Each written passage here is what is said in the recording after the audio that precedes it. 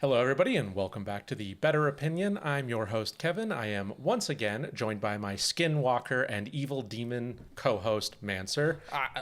Hey, I think those are very harsh words describing the Skinwalkers. I think Skinwalkers have gotten a lot of bad rap for not great reason. Well, I generally consider killing and skinning and wearing the skin of a person to impersonate them and subvert their family and culture and community to probably be a good reason. Yeah. Well, I mean, people like AI. I don't see how that's any Well, different. the AI doesn't really kill and wear the skin of those people. It doesn't do it yet. But That's true. You make a valid point there. I think Skinwalkers are on their way up. I think some people will start to see how we're not so bad. But anyway, Okay. there was a topic we were supposed to do. Yes. So something we sort of touched on a little bit before we started recording, and I'll try to reiterate it to the best of my ability, is the idea of, when you're talking about feedback. So in the case of, let's say, like a video game, so you're reviewing a video game or you're talking in a Discord about video games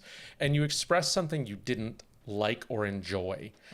And the way people react is not to explain, let's say they don't agree with you. They don't say, I don't agree, and here's why why I enjoyed that. Here's what I think it does positively. Or try to address what your complaint is to see what it is that might relieve it. Instead, they either tell you you're wrong, it's good, which is a pointless thing to say. That's not a contribution. Or they can be outright dismissive. One of my favorite argumentative tactics people use is when you express something. So let's say, I think this is a problem, and here for XYZ reason, and then their response is, it literally isn't, question mark. I had this happen recently, and I replied to the person, I said, you seem to have confused your punctuation there. You used a question mark instead of a period. I believe you were making a statement. And they didn't know what to say to that because they were trying to be an asshole, right? Because that's what that is. Using the question mark is an implied statement of you're an idiot.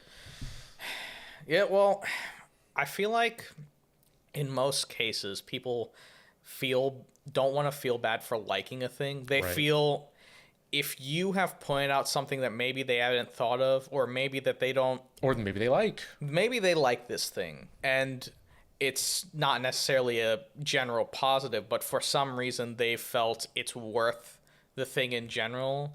They find the thing is worth more than whatever you said. There's there are no flaws with this because I have enjoyed it to such a great degree that it must be perfect.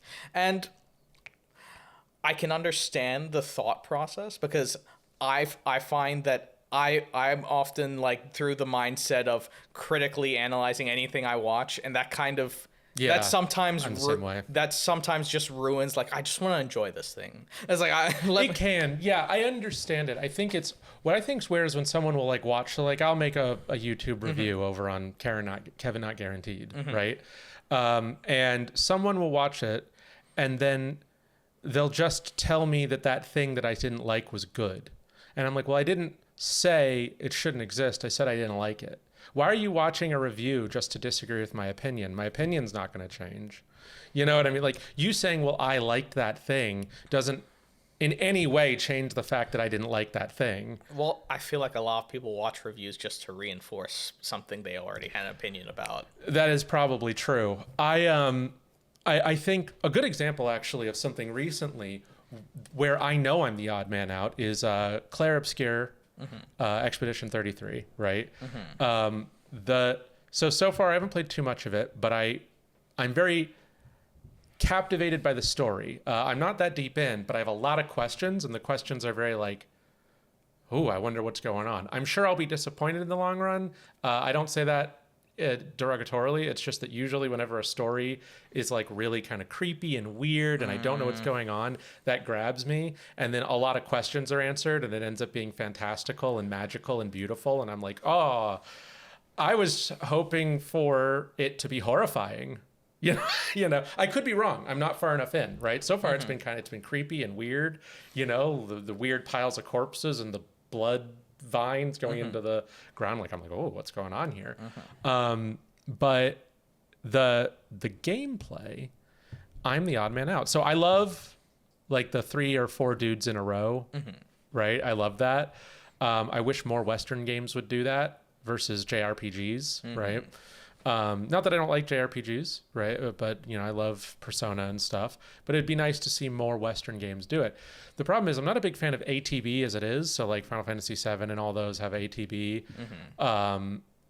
And Clair Obscur, you actively time quick time events in combat, right? So you hit A to do more damage with your hit, and you have to hit the dodge or deflect button when you get attacked. And they do like the Elden Ring animation where they sit there and hold their sword like this for like 72 years while your character goes, what am I going to do? yeah, and then you have to hit the dodge button at just the right time to not take damage. And this is pretty critical to victory, right? But a lot of people like it. And that's fine. I can understand why they would. But it's something I don't enjoy. It actively takes me out of the game. And when I express that, I'm not met with, I understand why you might feel that way. I'm always met with, we lower the difficulty or some shit, or that's just how the game is. I go, I know that's just how the game is. You asked me my opinion, and my opinion is this is the one thing I don't like so far. I think the problem comes with they don't understand the crux of what you explained, which is that the mechanic exists and not the difficulty of the mechanic. Right. It's funny because that mechanic reminds me of an old mobile game Epic Games released. So it was like this was like a Infinity Blade. I've never heard of it. I have. Okay, Michael's heard of it. Oh, okay. Well, I'm the odd man out again. Like, I'm not going to talk about Infinity Blade, but it reminds me a lot of that, which is interesting because Clair Obscur kind of reminds me a lot of that game just from the outside in, looking at it, because the art style in Infinity Blade is kind of like this modern AAA game. It's like you're a knight fighting a bunch of people who are like in a dungeon. It's the same-ish art style that I feel like has been propagated in a lot of Unreal games. I feel like just like overly realistic. So that's why it's like I had this connection watching Clair Obscur to I think not a lot of people got, which was, oh, this looks like Infinity Blade. It's like you can dodge and you can parry. Oh, just like in Infinity Blade. Interesting. Yeah, I think you're right. People don't understand that you're not saying this is bad. You're saying I just don't like this mechanic.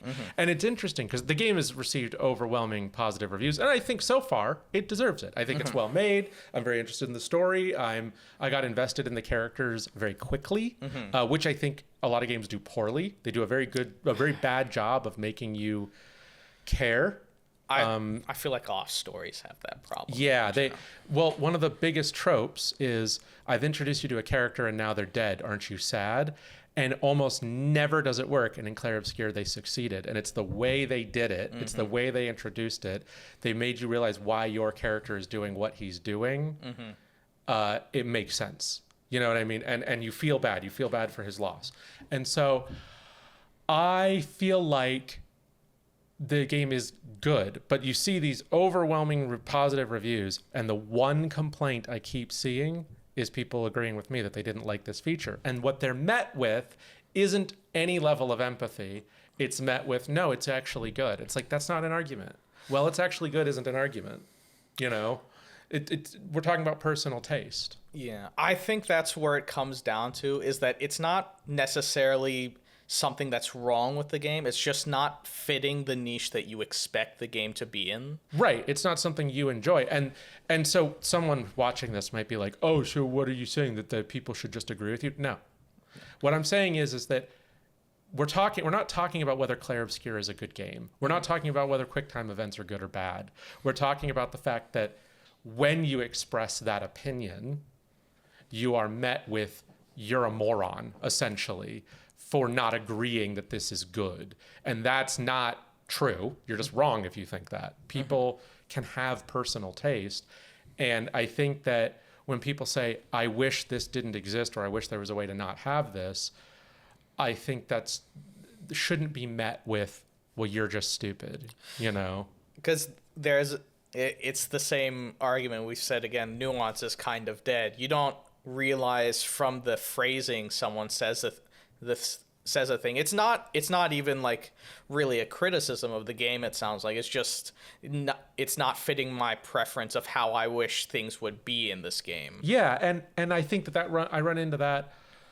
And I'm Claire Obscure. This isn't about Claire Obscure, right? Yeah. This is just an example. Yeah, because Claire Obscure is just the most recent example of this problem. Just something I played the other day and ran into that, where everyone in my stream chat was like, liked it, and I was like, I don't really like this. It's annoying me. Mainly the wind up, because I had these same mechanics in Yakuza Like a Dragon, and I didn't find them nearly as intolerable. Because I think the problem is the most satisfying thing to me in a game is to see the mechanic visually and respond to it in a way that I would expect it to happen. Mm-hmm. And when it's like games can play with that, but they have to do it in an intelligent way. I think I'm going to bring up, you've seen me play Hollow Knight. Sure.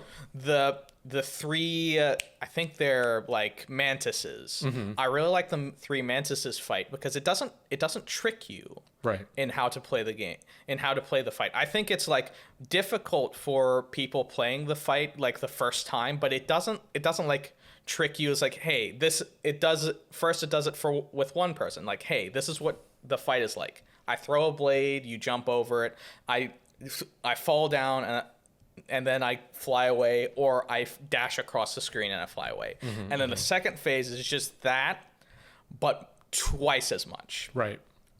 And the satisfying part about that is that you go into a rhythm of just doing that. And that's why I really like that fight. Sure. But the problem with wind-up attacks is like they're constantly kind of changing the rules on you. Right. It feels like no longer like you are punished for learning a thing. Right. Yeah. Throughout the fight. It's like it's not this is a new thing. It's this looks exactly like the other thing. I am just doing this to piss you the fuck off. Well, 0 days since Dark Souls mentioned, I think that Souls games, the reason Souls games became this was always my biggest complaint in Elden Ring, mm-hmm. right? Is wind-ups and input reading. And when you think about it, it's an evolution. The primary players and promoters of these games are streamers, content creators, people who are public facing, who have played 1 trillion hours. So the original games, Demon Souls, mm-hmm. Dark Souls 1, they are easy for these people, right? So in an attempt to feature creep, to fight those people's skill level, because if you made it just as hard, I put that in quotes, each time, if you made it just the same, the people who are primarily promoting your game are going to just breeze through it and complain about that. So you keep trying to meet their skill level, and so you get power creep and feature creep in an attempt to address them. Mm-hmm. But like the average person, if you go watch, just like, I don't know what the term is to use. I don't want to say normal, but I would say normal. People mm-hmm. who don't know life it, yeah. who still like all the Souls games, they don't seem to progressively have more fun. They seem to progressively have less fun, right? And there's plenty of streams you can watch this where the person is just not a Souls streamer, but they've played them all. You can see them get progressively more frustrated as that sort of difficulty or feature creep. I say feature because I don't think it's actually hard. I think it's a fake hard, where you talk about tricking you, right? Yeah, it feels like they're just trying to make it so that you're not having a good time. They're trying to get you to not just do the instinctual thing that you've always done, trick you into having to learn something new. Well, but some new things aren't fun. I hate delayed attacks because I'm just like standing there, mm-hmm. right? And that's just not entertaining. Yeah, and it's like Dark Souls 1 does this once, I think. It's like just hordes of enemies coming at me. Well, that's its own thing. I mean, that can be hard. I think that it's probably the thing I'm least likely to complain about.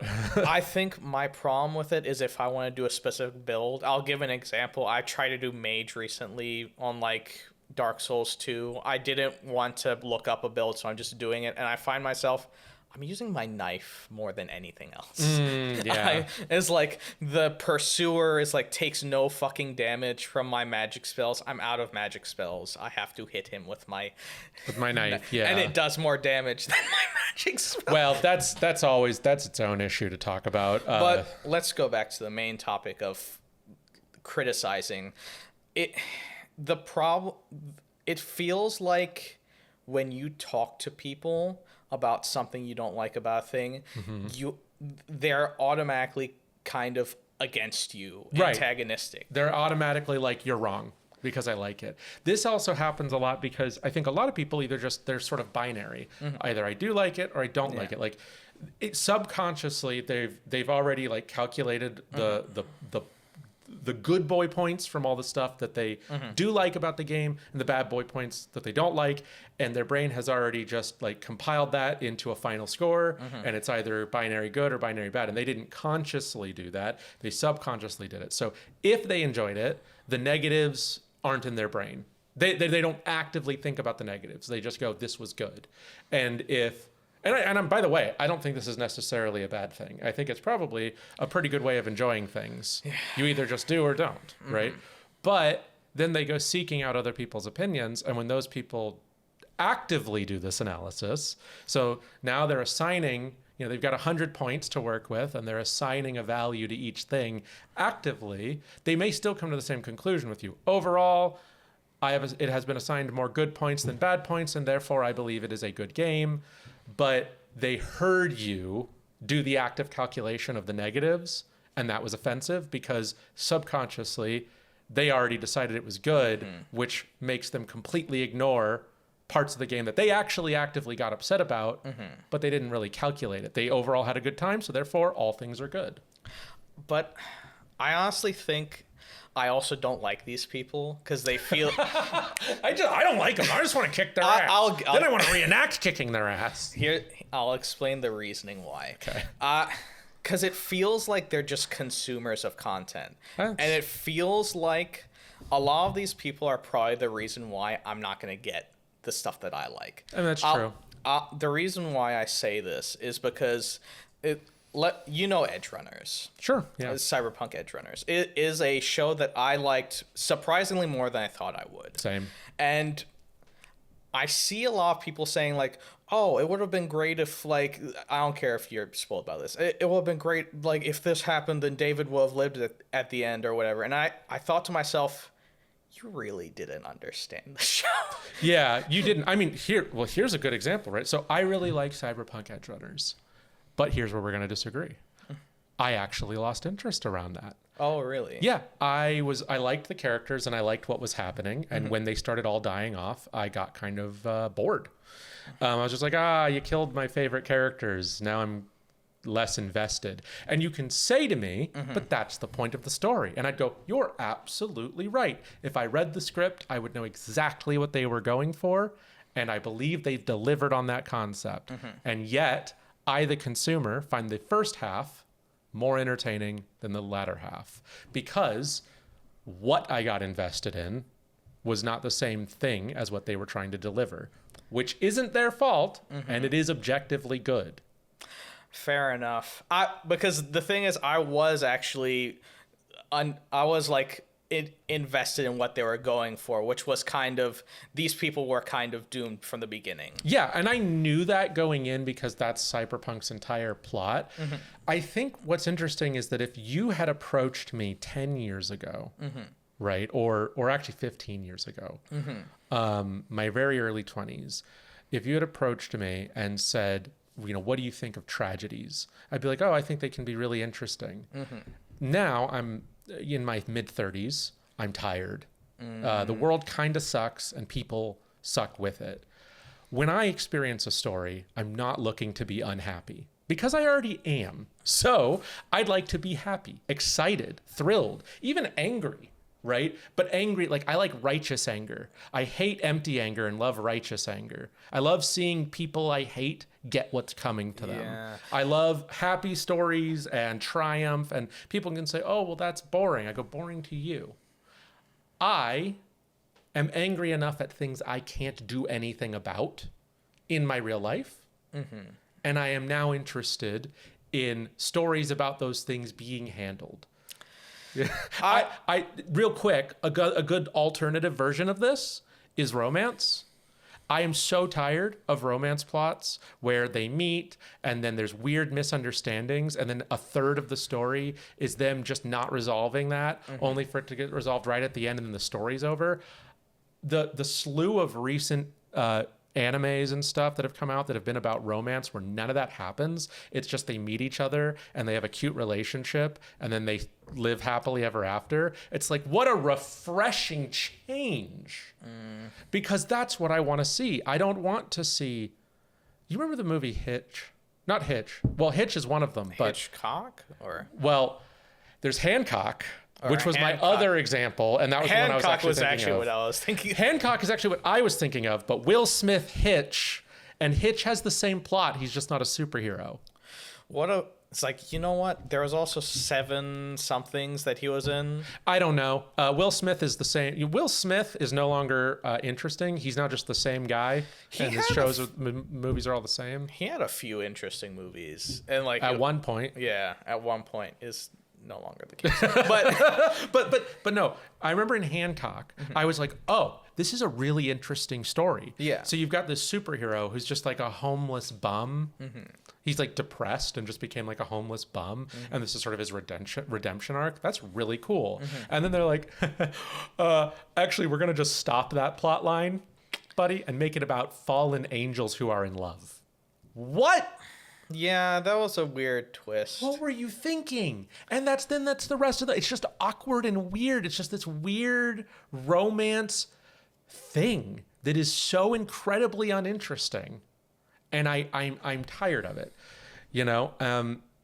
And some people would say, oh, well, I think those things are great. I don't care, right? Because I'm sort of burnt out on it. So going back to Edgerunners, I think Edgerunners was good. I think it's a well-written script. I know exactly what they're going for. But if you asked me on a personal level what my enjoyment factor was much lower than my critique of it. You know, Yeah, critique and critical is the same thing. But my review of it, right? I'd agree with you because tragedies are.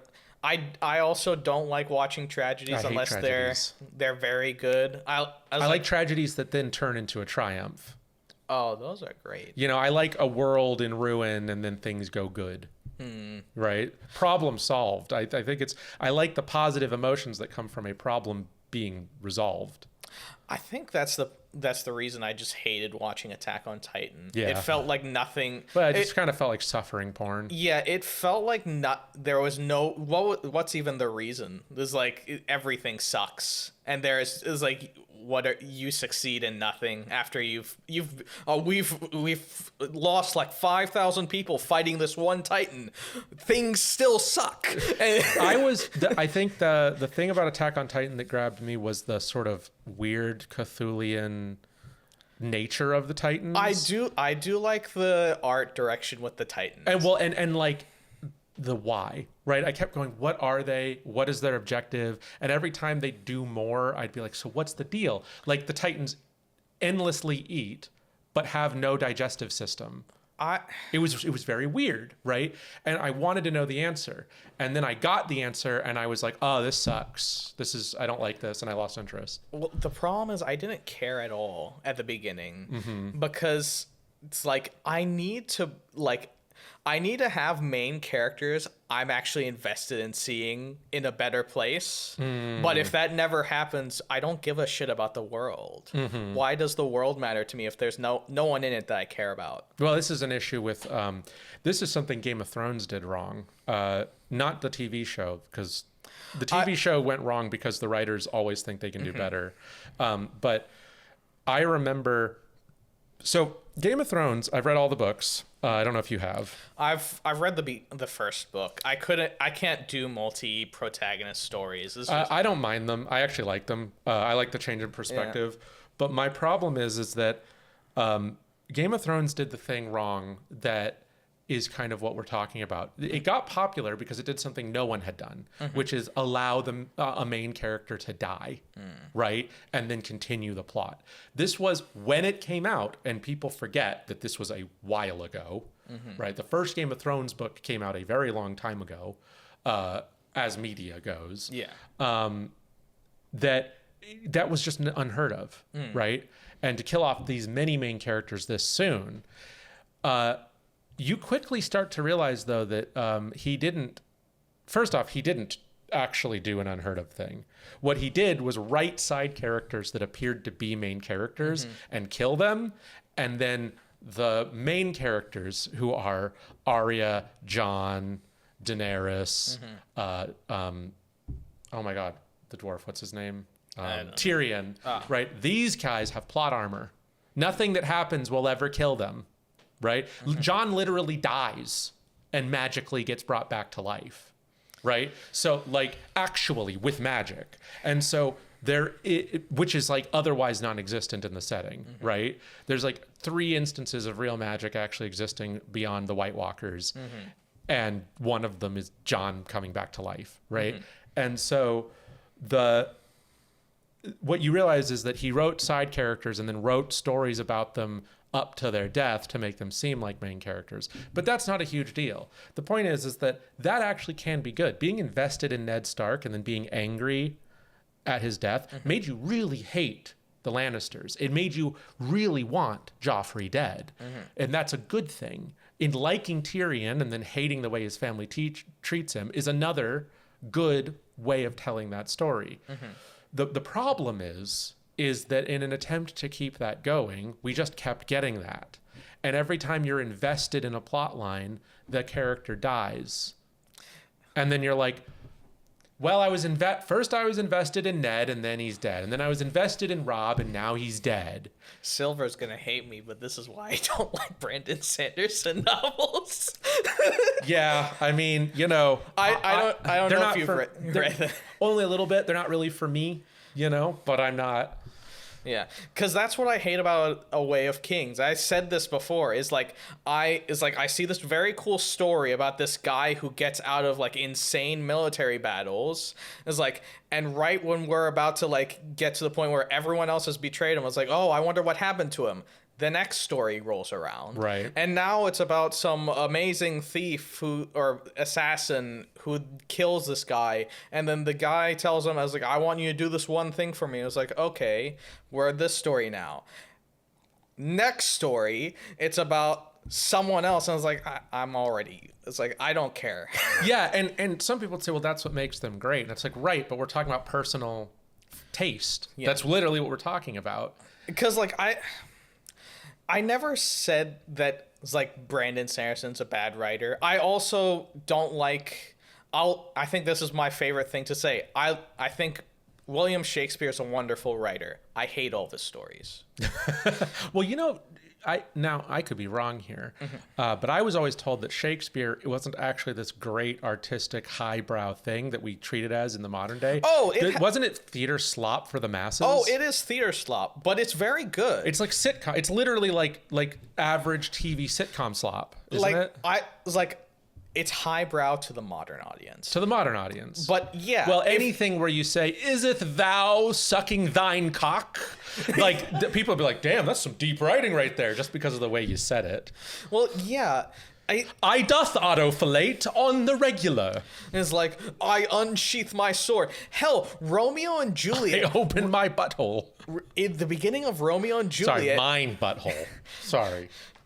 In the beginning of Romeo and Juliet, Romeo is very mad that the person he is in love with went celibate. Not that she won't marry anyone, just that he can't have sex with her anymore. And then all of a sudden he sees this younger person, and then he's like, oh, it's like this last person was the sun. This person's the galaxy. Oh, yeah, because they'll have sex with me, that makes them better. Yeah, and they talk, like the whole beginning of Romeo and Juliet was them about talking about unsheathing their swords and putting it in a maiden. It's like, do you bite your thumb at me, sir? I bite my thumb, sir, but I do not bite my thumb at you, sir. Did you flip me off? Yeah, actually, it was the other way around. It's I do not bite my thumb at you, sir, but I do bite my thumb, sir, I think is the line. I just don't like Shakespeare stuff because it feels mean. Is like the best way to say it is like in Hamlet, the main character is like makes the person who he was never gonna wed, but he had a romantic relationship, go insane and kill herself. That's great. Great job, dude. And it's like, I was like, It was like, I mean, I hate this. I don't like reading this. Yeah. It was like, Yeah, no, I understand. I do understand you. It is always interesting the way things that are popular are touched on, and when you don't fall in line with the popular opinion. I think I've told this story before, but I'll tell it again because I think it's a good example. Do you remember the movie Crash? Mike knows this because I've told this story a million times. what is it? The guy who has to like, I haven't watched it, but the idea I have is it's not Vin Diesel. It's the other bald guy who's British has to like keep his heart rate high. No. That's Crank. Crank. Yeah. Oh wait, Crash is the one where the cop is like, It's a racist. it was a racist, Right, so- and then he saves her from like a car crash. He or saves whatever. the middle class black woman from a car crash. That was a stupid movie. Thank you. Yes, correct. Absolutely. I hate that movie. And it won all these awards. And you know why? Because it was a word slop. It was about racism and sexism and the cycle of hate. And so it doesn't matter how mediocre it was. It wasn't even well made as movies go. The acting and the script were really mediocre. The shot composition was as basic as you can get.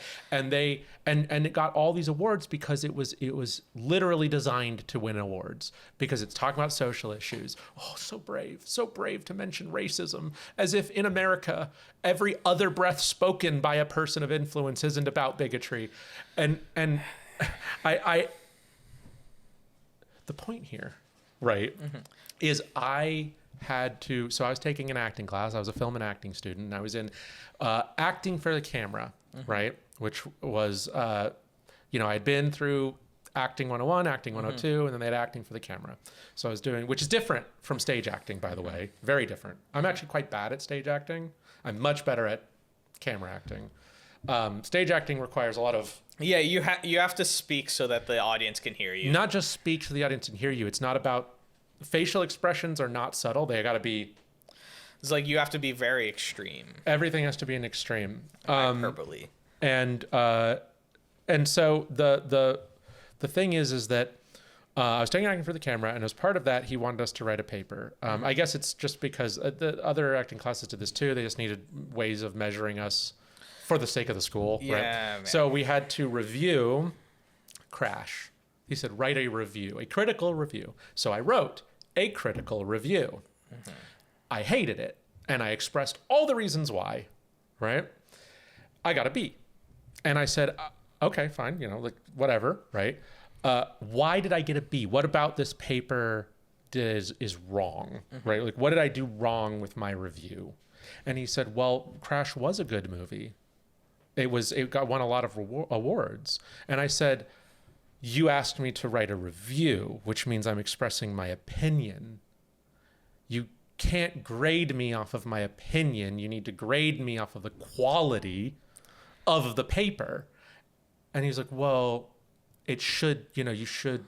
I was like, no. I actually ended up taking that to the dean of the school. It's not even a big deal, right? It's not about the B. I mean, I was a straight A student, so yeah, I don't like getting a B. But to get a B for a reason so first I went to my science professor, who was known as the strictest in the school, and I said, is this a B paper? And he said, no, that's a good paper. And I agree with you, fuck Crash.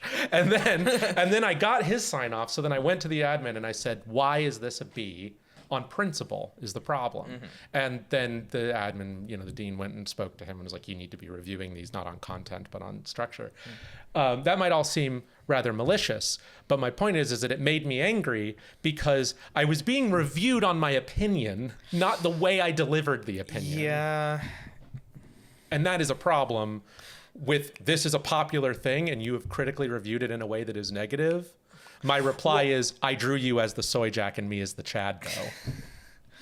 Well, it's a popular thing with the Hollywood scene, as I would say it. I don't know how many people actually watched and thought about Crash in a I can't think of anyone who is not part of that crowd who actually even remembers that film. I remember it out of spite. I remember it being a waste of my time. It is a waste of your time.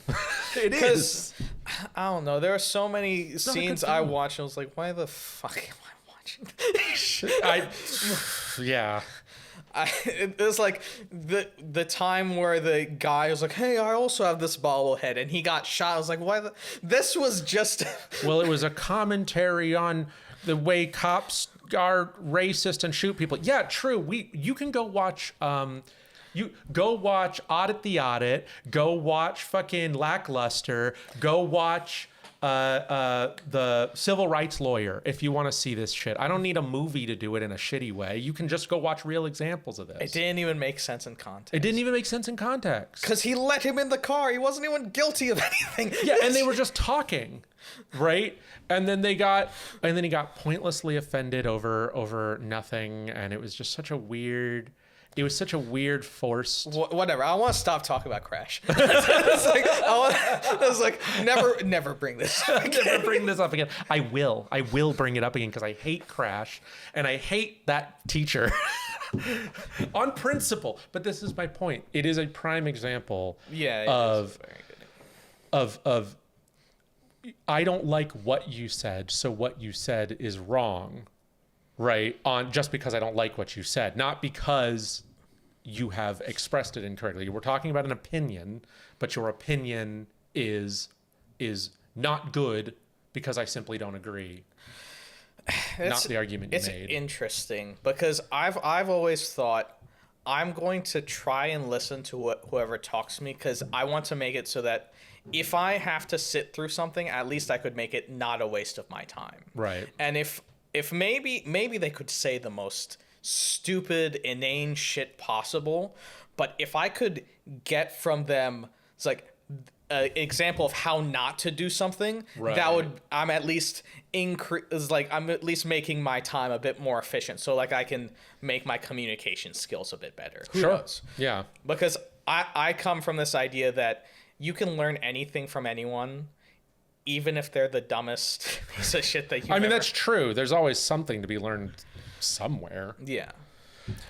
And it may not be an example of a good thing. It would be an example of what not to do. Yeah, an example of what not to do or how not to approach something or how to better, I think that your idea, one of my favorite things to say is I think your idea is correct, but I think you could have expressed it better, right? Mm-hmm. I do think, though, that a lot of the times, something I experience. So a good example recently is a game I've been playing that is often I talked about it in a past episode. I don't need to go in depth, but I was looking at the coding chat. So it's like a public open source game. It's all other players. And I was looking at the coding chat and I see often decisions being made by people where I'm like, what is your reason that this is bad? And it's, it's essentially, I don't like it, or I feel this is, so like, to give you an example, I'm playing Vanderlyn, right? Mm-hmm. That's it. It's an SS13 thing. And they're talking about giving, this one guy made a PR that was to give acolytes in the church. Because when you make an acolyte, every character gets to choose a patron god. This doesn't do a whole lot, but if you're an acolyte, it does. It affects all of your miracles, right? And what they said is give the acolytes more features and skills related to their patron. Because as it is right now, other than their miracles, they're all identical. So give Xylixians bardic training and an instrument and skills in music. Give like Aeorans, who have a miracle to relieve stress, the ability to see the mental state of people they look at. Give Pestrans a blessed needle, so it has like infinite uses for surgery. Pestra's the god of medicine, right? It just give each of them something where give Dendor's the god of the forests. Dendor acolytes are essentially druids. Give them minor farming skills, right? Just things that are related to that. Some guy who's not even like anybody, he just is like one user, is just endlessly debating in the comments of the PR that, oh, this is power creep for acolytes. It's going to do all this stuff. And everyone's sitting there going, Is it? Whose toes does it step on? Does the druid growing having a small garden to feed the church going to completely make the farmers irrelevant who have all this farming equipment and super high skills? No, right? Because those farmers half the time don't even care if the church is starving to death, right? So what is my point here? My point is that in his critical review, he's just having this sort of emotional knee-jerk reaction to the idea of one group stepping on another group's toes. And you ask the question, another one was a person going, why are we giving Xylix is the god of freedom, performance, music, trickery. Why are we giving them bardic training? That's bard. That's their exclusive thing. And I'm like, how often is there even a bard in the round if it's not me? If I'm not the only bard in the round, where is it? I literally said, I play bard all the time. I'm the only bard player regularly, and I don't have a problem with this. How often are there even Xylix acolytes? There's only 4 acolyte slots and 10 gods, right? And my point being, so do you get what I'm getting at? Yeah, and I think it's the practical effect of it, right? And if you are ever in the coding scene, you'll see that this is a common thing. Yeah, I see. I knew you would understand because you're a coder. It's like there's this guy called Uncle Bob who's like, you must code in this specific way, and people need to shut the fuck up. That's like when you learn how to code, if you ever want to learn how to code, there are a few things you want to learn. If you want to go real deep into it, go into C. If you don't care that much, go learn Python. Sure. And learn these things, while loops, for loops, variables, if-else statements, and how to do math. Right. From there, it's like, I guess if you want to do more advanced things, classes and functions. Once you're done with all of that, you pretty much know all you need to do to like start reading documentation and do more advanced things. Sure. And these things will be like, you'll have enough time scratching your head about this anyway. Don't worry about how to format your code. Don't worry like, I'm using my function like 10 times. I don't give a shit. Right. It's like, makes things that work and then learn why they don't work when they don't work the way you expect it. And then you're fine.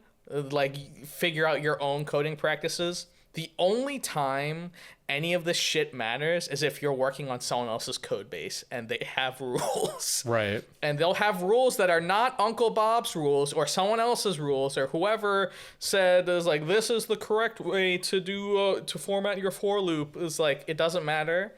Whoever's in charge of the code will figure that out. Yeah. Well, I think my point that I'm sort of making is like, there's this thing that happens where they're having a knee-jerk reaction. They don't like it because insert thing is becoming more powerful in their eyes. And then you go, what is the practical reality of this? Like, let's say, bardic training is exclusive to bards. Okay, how often are there bards? How often are there Xylix acolytes? If there's one Xylix acolyte and one bard, well, there were 4 bard slots, so there was only one bard anyway. What's that bard even doing, and how is this guy taking away his time? If there's a Dendor acolyte and they're growing a small garden with some wheat grain in it, are they really stepping on the farmer's toes? I think it's not. I think the problem is they want things to be. It's like only this person can do these things, and no other person can have these effects. If they said that would at least be a position, but that's not what happens. What happens is I think it's an issue of not looking at big picture. What is the actual material result of this thing existing? A lot of developers are bad at that. Yeah, because it's like this isn't going to change that. As it stands, these things, someone would be like, well, why is the church growing its own food? Shouldn't it be going to the farmers? With what money? I think the problem comes, a lot of people, is like this happens a lot in like Overwatch and all of those other games. A lot of people are in this one niche where they do like one thing, and then they see it's like, what is this weird thing happening over here? And from their point of view, from their like limited point of view of like, I've only seen this game in this one lens and I understand it this way. It's like, now this is going to get ruined. Because Right. like something is like, it's like a person who only sees the sky as some like cloth that's been with holes poked through. They don't like think as like, oh, there's actually planets up there. Right. It's a limited ability to see the big picture. There's a lot of emotional reaction, a lot of like personal investment, but a lack of understanding of the actual big picture of the way everything's fitting together. The same thing can happen in almost anything when you're dealing. It's like, I remember when I was working at the company I used to work for, one of the things I used to coach managers on this, because they'd come to me talking about something, you know. I was like middle management level, but I didn't have any direct reports. And I'd have people at my level come to me just be like, oh, you know, can I just bounce this off of you? And one of the things I always ran into was, there's a statement I'll make, right? So I'll say, at the end of the day, feelings don't matter, right? And then at the same time, I'll be in an argument where people are like, why isn't this thing happening the way we want it to? And I'd say, well, this bothers us people. It upsets them. It hurts their feelings. They said, well, I thought you said feelings don't matter. I said, when you are looking at yourself and you are trying to be a problem solver, how you feel is almost irrelevant. Your feelings don't matter. Only the correct result matters.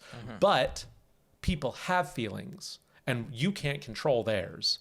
So you have to understand that if you want to get what you want, you have to comprehend that they have them. And no argument is going to get rid of them. These are two different ideas, right? The fact that feelings don't have a material value in and of themselves, only the practical result, is true. Wow, I think you get what I'm getting at. I think the thing they don't realize is feelings don't matter when analyzing a problem. Correct. Feelings do matter when They are part of the equation. They're part of the equation of experiencing a product. When you are trying to sell a product, this is something advertisers understand well. The idea of this thing feeling like a good thing to use is important. Sure. That's one example. I think when I was talking about managing people, and my example would be, I'm talking to my boss, right? And they're saying, well, people should appreciate these things that they have. And I go, but they don't. They feel unappreciated. They feel like they're not being rewarded enough. But they are. Well, they don't see it that way. Well, I don't feel that's right. Well, your feelings don't matter. Well, what do you mean my feelings don't matter? You just said their feelings matter. I said, you're the boss.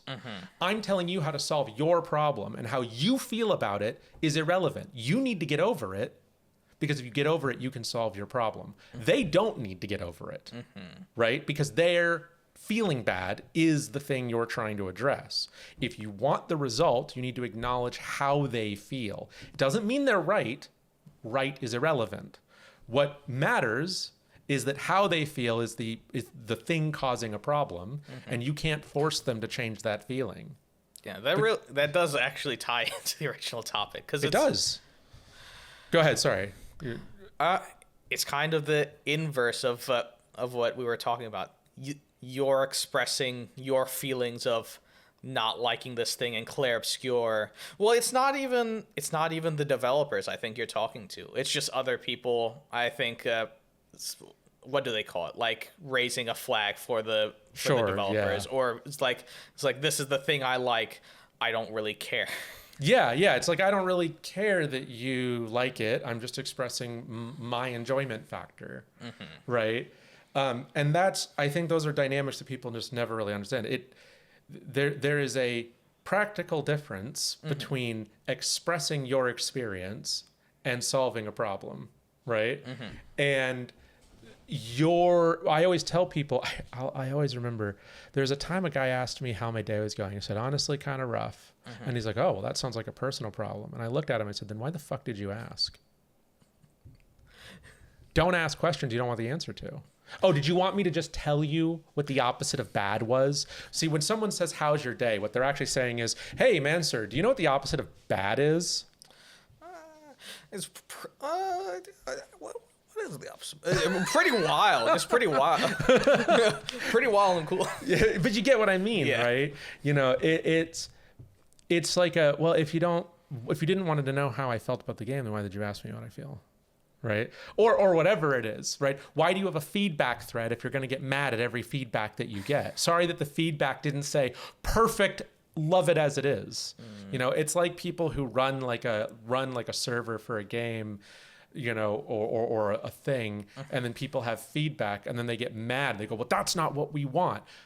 A good example, again, I don't mean to keep talking about it, but this particular subject brought me to it, because I was talking to someone earlier before I came here about a different issue in Vanderland, right? So it's very, I'd call it poop dark. It's like grim dark, but, you know, set in like the Middle Ages, so everything's poopy and brown, right? And in it, they want certain races to be discriminated against: tieflings, dark elves, you know, things like that. It doesn't work. Players are too nice. You only run into two groups of people: the vast majority of players who treat them like people, because they are, it may be a dark elf or it may be a tiefling, but they are the innkeeper. It might be a half orc, but they are the weaponsmith, and you need them to make your stuff. There's not enough racists in my goddamn game.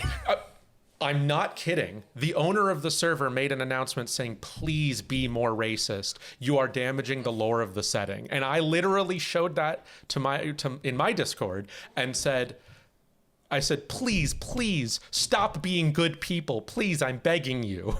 Because that's what was happening. And no offense to Ook, it's never going to work, right? It's never going to work because you get two, like I said, you get two kinds of people. The vast majority who recognize that there's another person behind that and want to like interact with them and are just generally nice. I don't know about you guys.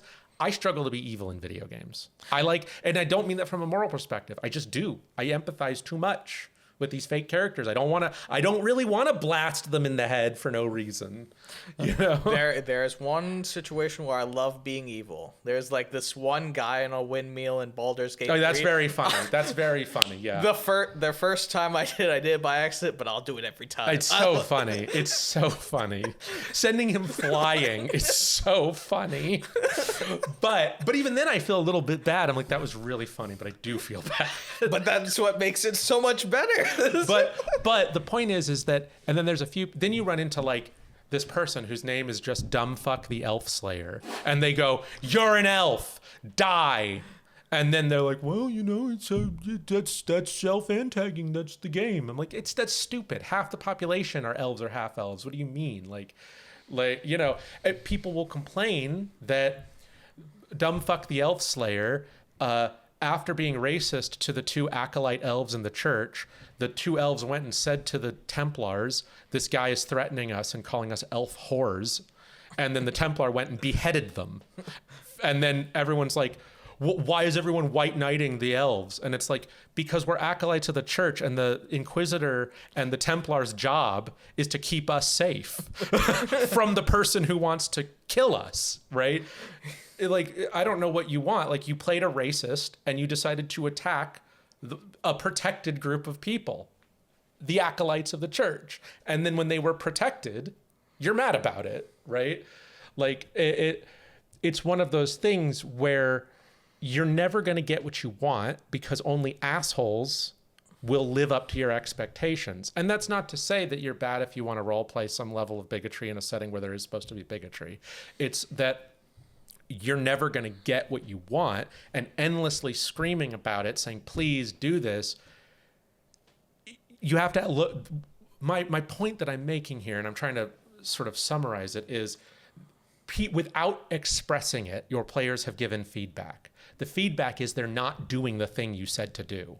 If you have 100 players and 70% of them don't meet your expectations, no matter how much you demand it, you should maybe ask the question, is this ever going to work? It's like voting with your wallet. You can say all day that my piece of shit, I don't know, vehicle is actually good. Please, please, please, my name is Elon Musk. Please, desperately, my stock prices are plummeting. Buy my garbage. But if nobody buys it... Well, it's an act of terror, actually. Well, that's terrorism. Yeah, sorry, that's right. I forgot that I'm an idiot. But you can endlessly say that someone should purchase your products.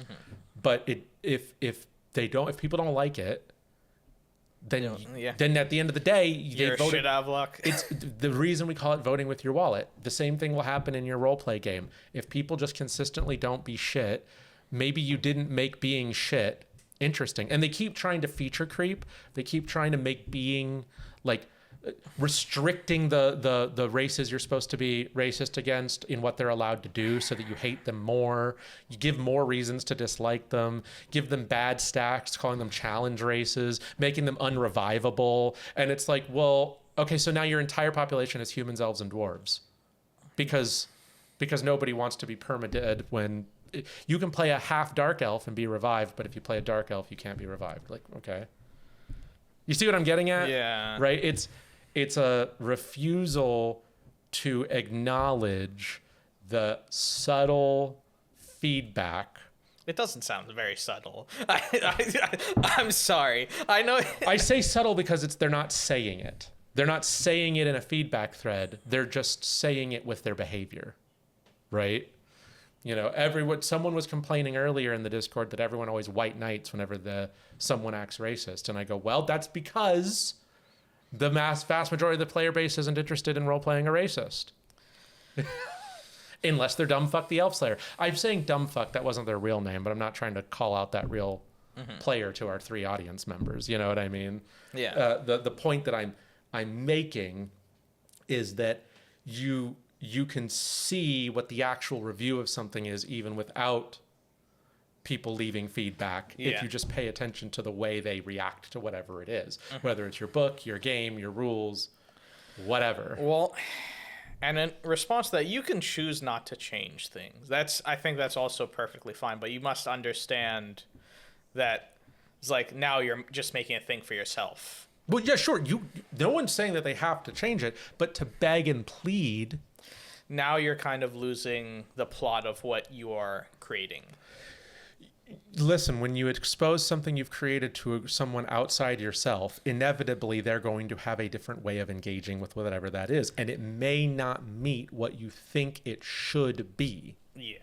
You know, I remember when, bring it back to Dark Souls, what's his name? Miyazaki was surprised to find out that people had rules for invading and dueling and honor and acting honorable, right? Bowing and all this shit. And he's like, that's not how it's supposed to be. Yeah, well, here's the truth about creation. Once it's left your hands, it's not yours anymore, right? And people are going to engage with it however they want. You know, you can say all day that cucumbers are for eating, but people use them as sex toys. And once you've grown it and sold it, it's just not yours anymore. Yeah. And whatever hole it ends up in is, well, as Grandma used to say, a hole is a hole, and any hole is a goal. Well, it just ends up in one hole twice. In different forms. True. But you get my point, right? Yeah. And so I think bringing it back to sort of the beginning is, if you are making something, reviewing something, you should probably understand that whatever that thing is, right? It just because you like it a certain way doesn't mean anyone's critical review of it is innately wrong, unless they just say something wrong, like just not true. Just not true, or mechanic. It's like, well, actually, you could just, if someone says, there's no way to dodge. Oh, actually, you just hit the F button. Oh.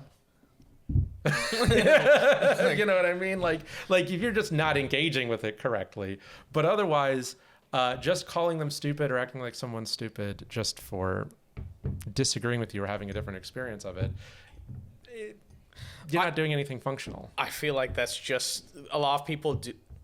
You're rolling your cup around and it's annoying me. Well, I think the problem is, like, these days it's very cool to be dismissive and like, this is an idiot. Well, everyone thinks they need to have their opinion. Well, not even an opinion. Just say that. Well, regurgitate someone else's opinion. Regurgitate someone else's opinion, or just say someone else's opinion is dumb. Well, I think at this point people don't even have opinions. They just go on social media, find someone who they feel like they disagree with, and then like post a picture of like a meme, and they just draw them as the soy jack and themselves as the Chad, and they don't actually even really know what they're arguing about. Like they just know they don't like that guy. I was like, who was it that wrote like the thesis of how like the all argument fallacies? Was it like Aristotle? I don't know. Maybe like, Mike knows. I don't know. It's like I like the idea Aristotle. Aristotle. Well, you said Aristotle, so I assume you meant Aristotle. Aristotle. I still don't know I don't know who wrote the It's idea like of, all the logical fallacies. Whatever. I feel like the last one he would put is just a picture of the soy jack. it's like not this. This is Honestly, the I already drew you as a soy jack and me as the Chad is one of my favorite jokes, though. I love using it mockingly, right? Like, so when someone's just being an asshole in an argument, I like to just use that on them because it's like so derailing when I know it's not going to be a productive discussion anyway. I always think, because I actually have a picture, it's like this anime girl with a smug face holding a phone, and on the phone it's the Chad and the soy jack, and the soy jack says you and the Chad says me, and I just post that as the reply, and then they don't know what to do. They don't know what to do, right? So anyway, I mean, it was my topic today. I feel like we've covered everything I have to say on it. Do you have anything else you wanted to say, or anything we kind of glossed over that you want to go back to? Not really. No, yeah. Satisfied, comfortable, in your lane, skinwalking in your own business. I mean, it's my skin now. That's true. Who's going to argue against that? Probably that guy upstairs who's waiting to shoot you with the crossbow once we leave. But other than him, I don't know. I'll go through the garage. It doesn't matter. All right. Well, if you made it to the end, you're one of the real ones. Thank you so much for watching. We hope you enjoyed it. Please feel free to leave your opinion in the comments below, as long as it's constructive. Otherwise, I will just post a picture of you as the soy jack and me as the Chad. Thank you so much for watching. We'll see you next time. Yeah. Goodbye.